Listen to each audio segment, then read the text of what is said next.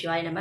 பூரட்டாதி நட்சத்திரம். பூரட்டாதி நட்சத்திரோட மிருகம் ஆண் சிங்கம். ஸோ ஆண் சிங்கம்னாலே போதும் கம்பீரம், வீரமான நடை, விவேகம், ரொம்ப காமா இருக்கும், ரொம்ப அலட்டிக்காது, எடுத்த எடுப்புலேயே ஃபைட்டுக்கெல்லாம் போகாது.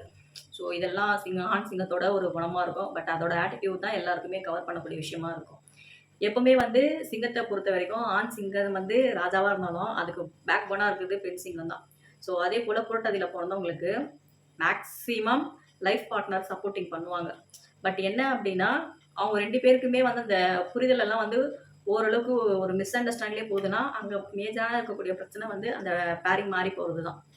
ஸோ அவிட்டத்தில் பிறந்தவங்க பெண் சிங்கமாக இருக்காங்க. ஸோ ஒரு ஆண் சிங்கம் ஒரு பெண் சிங்கமோட கரெக்டாக கனெக்ட் ஆகும்போது அந்த பாதி மிஸ் அண்டர்ஸ்டாண்டிங்கும் இல்லாமல் லைஃப் வந்து அழகாக போகும். ஆனால் இவங்களுக்கு மற்ற நட்சத்திரத்தில் பிறந்தவங்களாம் மேரேஜ் பண்ணக்கூடாதான்ற ஒரு கேள்வி வரும். தாராளமாக பண்ணலாம். பண்ணும்போது யோனி பொருத்தம் பாருங்க மேஜரா. அதில் வந்து பகை உங்க சிங்கத்துக்கு பகையாக இருக்கக்கூடிய மிருகம் சிங்கத்தினாலே ஆபீஸாக புலி தான் பகையாக இருக்கும் மேக்ஸிமம்.